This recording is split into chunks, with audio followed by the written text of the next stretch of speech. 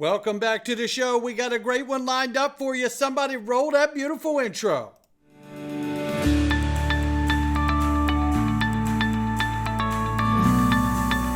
Digital Perspectives with Brad Kimes. Come on in.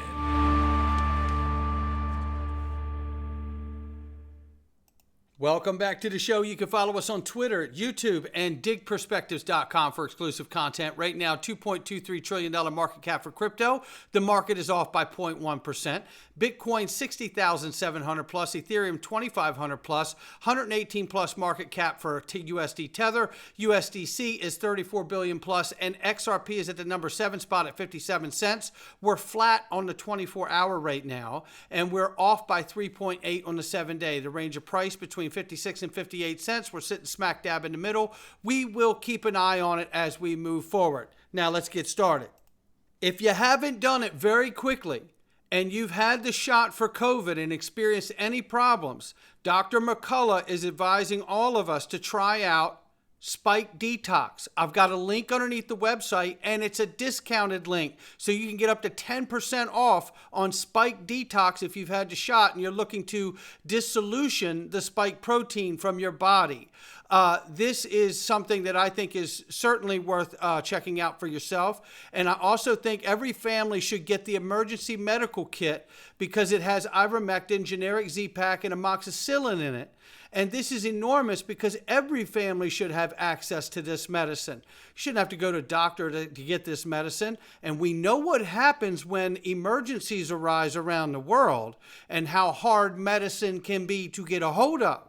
So make sure you don't let it happen to you or your family. Link underneath the video and get that discount. We got the code and the link for you. Look at this.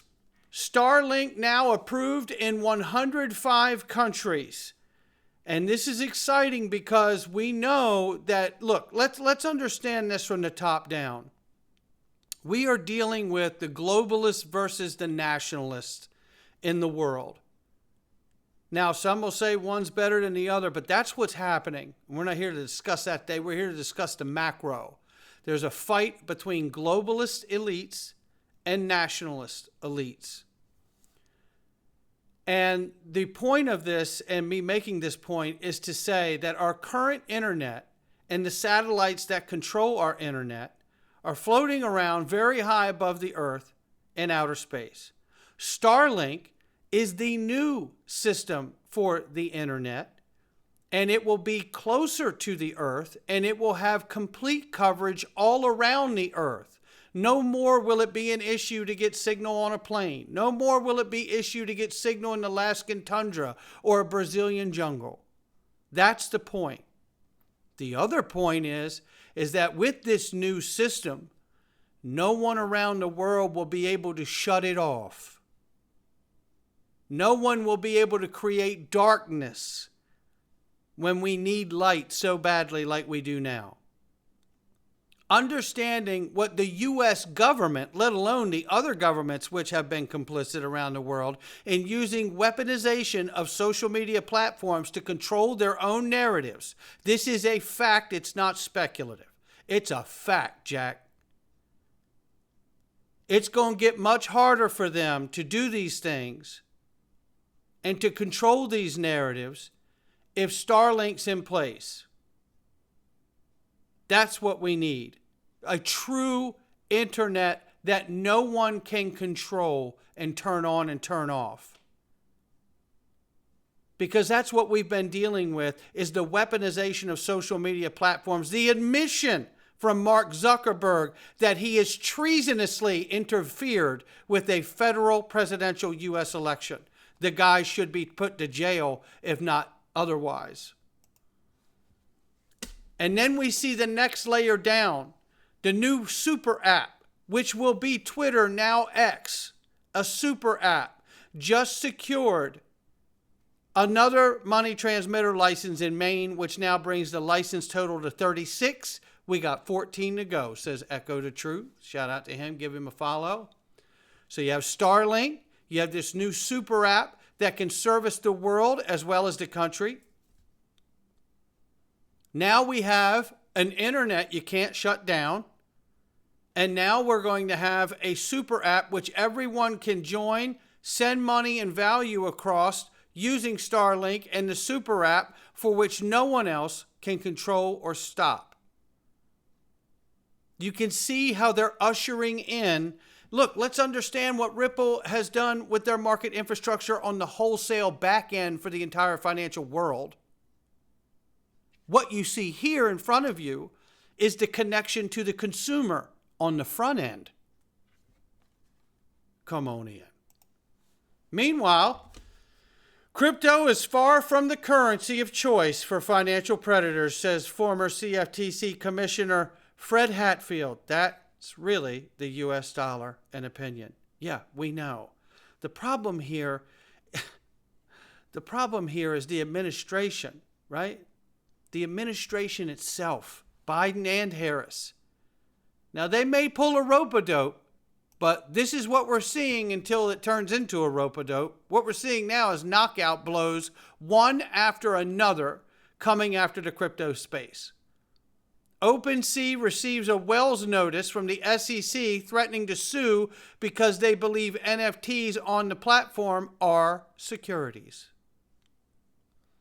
I showed you the diagram in the first video this morning I put out a couple years ago about all the different technologies that the SEC was going to go through and categorically sue.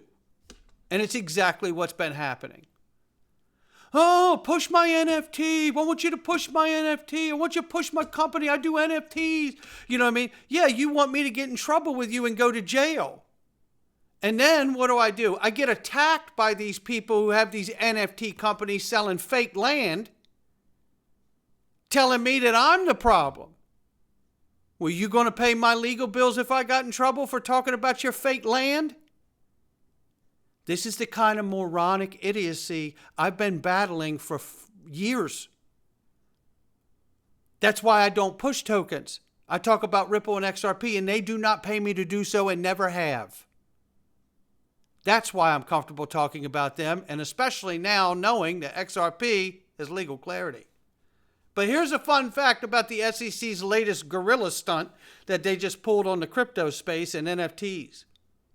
In 1976, fun fact, says Stuart Alderoty, the SEC ruled that art galleries, even when promoting and selling to buyers that had investment motives, didn't need to register with the SEC.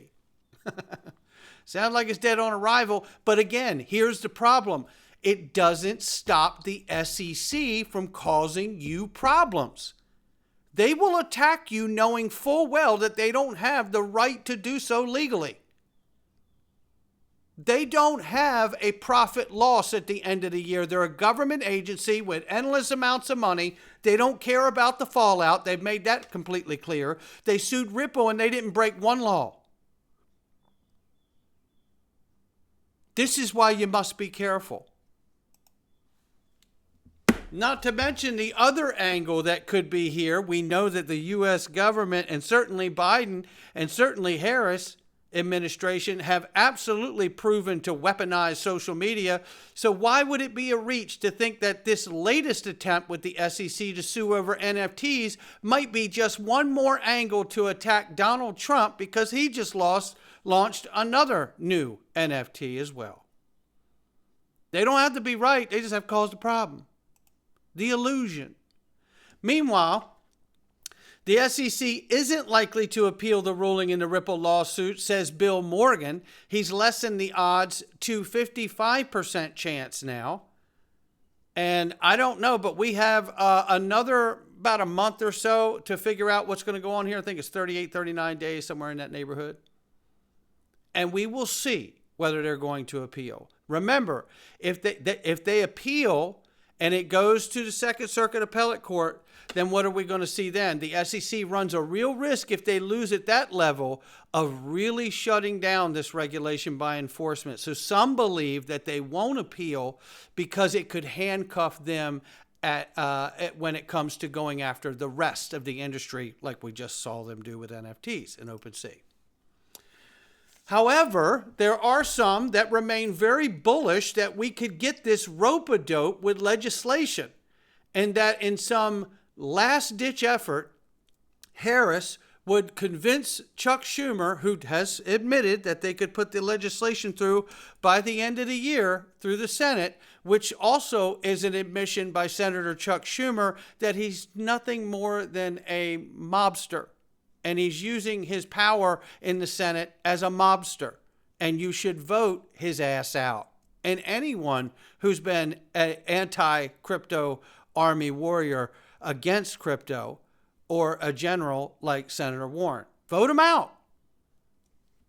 Meanwhile, this is what we're hearing. Both Brad Garlinghouse and JP Morgan expect U.S. stablecoin regulation to be passed before the election in November, they're saying now. Ripple set to launch U.S. stablecoin in a crowded $150 billion market. And notice that negative title. In a crowded 150, there's nothing crowded about this space right now in stablecoins. Get out of here. There's plenty of room. Meanwhile, Garlinghouse said he expects stablecoin bill to be approved before this year's presidential election, which would mean that the Harris camp is looking to get the moxie and the wind in the sails from that legislation passing. And if so, they better pass it in September, October. If you want to get any of that ride at the election booth, you better damn sight pass it before the election. Stablecoin may pass before the election again, says JP Morgan. So, where does this administration truly stand? Is the SEC pulling a rope-a-dope to continue to sue right up until the 11th hour that Senator Chuck Schumer will take his mobster tactics and actually put the legislation through without problem, just so they can have favor at the election box?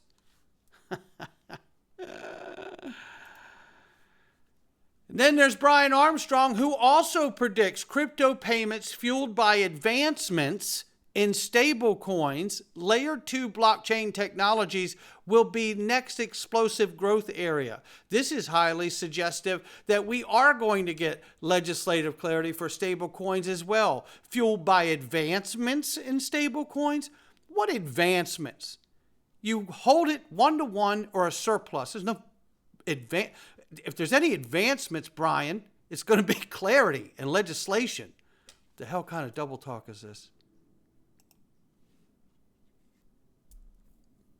Meanwhile, Stephen Thomas, the former CTO of Ripple, you know, the guy who created the Interledger Protocol and gifted it to the W3C, the World Wide Web Consortium that oversees the standards and principles of the entire internet. Yeah, that guy. He just got a patent here to use unique nodeless UNL consensus for scaling by establishing subnetworks. The XRP ledger also uses UNL consensus proof of association. When I read this patent by Stefan and Ripple Luxembourg, I directly thought of sharding. Scaling the XRP ledger with sharding is, for me, a super interesting topic. How about that? Sounds like Stephen Thomas is preparing for this thing to go really, really big. Meanwhile, don't forget about David Schwartz, and one of his dream scenarios is that Swift would make a deal with Ripple where all the banks get to use RippleNet for free, maybe even paying Swift to do it. That's just one of the scenarios. Now we got to listen to where we are here. You know, we've seen bills introduced to bring gold back as a standard. And I do believe we are going to see a standard that does involve gold. And I do believe we're going to see the introduction with legislation that introduces digital value protocols like the XRP ledger and others with inside the financial system to move value. And I believe gold and distributed ledger technology will play a massive part in establishing the confidence and the backbone for what will become the new digital economy. I really do believe that. But take a listen to this from Echo to Truth. Ooh, we just got another secret window from the USDebtClock.org tonight at 9 p.m. Eastern Standard Time. Keep in mind, today's date is August 28th, 2024.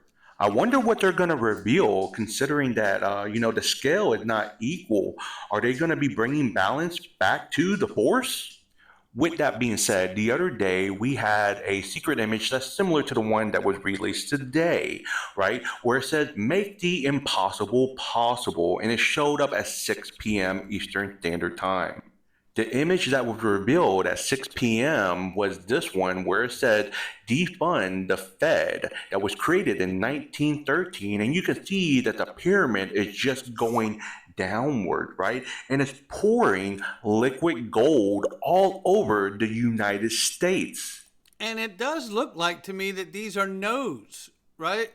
I mean, maybe I'm wrong. Maybe it's satellite data. I don't know what they intend that to mean. Look, the point of this here for me is bringing balance back. And I believe that's exactly what's coming. And I've always believed that just saying it's gold is all wrong, and just saying that it's just crypto is certainly all wrong. I think a combination that would bring the confidence in the entire world along would be a melding of the two, a way to bring commodities in general along with gold, obviously, to underpin money, to underpin value. Because isn't that the point, is that we're moving from a debt-based credit system to a multipolar asset-backed system, which means if you want to borrow money, you have to put something up of your own to borrow against it, right? And that is the safer, more assured way to borrow money. And people say, well, what if I don't have anything? And I say, you better start buying some things. It is a tough time that we're in, and I do believe it's going to get a bit tougher. I go all the way back to 2017 when I first discovered Ripple and XRP. And my oldest brother and I really did a deep research dive for months on this thing. And look, this is before I ever even knew I was going to find myself in YouTube land. I had no intentions at that time. And in that moment, we had both came up to the realization that you're not going to introduce something like XRP into the new monetary system unless there's a real problem, economically and monetarily speaking. And I think we all know that there is a very real problem already. The debt, everything else, you know it. I don't need to run it down. And that means that should that be correct and that thesis and understanding be correct, while we become some of the 1%ers of the world and the most wealth over a period of time, the rest of the world will be getting decimated possibly. And there's nothing to feel good about that other than you've done the job to protect your family. But at that point, I don't know, man. It really comes down to how much level of understanding of humanity you hold within you to know how you could maybe turn around and help the people behind you or below you that are getting crushed. I don't know the answer. And maybe we're all wrong. Maybe we all find out that, next thing you know, it's all going to be Tic Tacs, digital Tic Tacs. But I don't think so. And neither does Egg Crypto. So throw that out the window, because I don't see any evidence of that happening. But I do see the window of opportunity opening up as we move forward. And should Brad Garlinghouse and J.P. Morgan be right about getting legislation passed before the election, that means in the next 60 days, they better get something done, or sooner. Egg Crypto says here, XRP half pump could lead to $27, and that's just a half pump. Come on in. Not financial advice from me, him, or anyone else. It's just our digital perspectives. And boy, am I glad that I'm here, and you all are too. What a journey this is. You can go to digperspectives.com and join us in the Freedom Zone, or you could join the DPMG. That window is closing very soon. I don't like that group to get too big, and we have an amazing group of people in there. You could join the DPMG, get the Freedom Zone for free, learn how to use XRP Ledger automated market makers, and we are currently right now in a case study understanding trust, how to protect, maintain your wealth. That is a very, very important goal for all of us. And if it is for you, you're going to want to join the DPMG and get the Freedom Zone for free. And if not, just join the Freedom Zone for next to nothing and help support the channel and get extra content and Google free ads of all my daily videos as well. That'll do it for me. Not financial advice from me or anyone else. I'll catch all of you on the next one.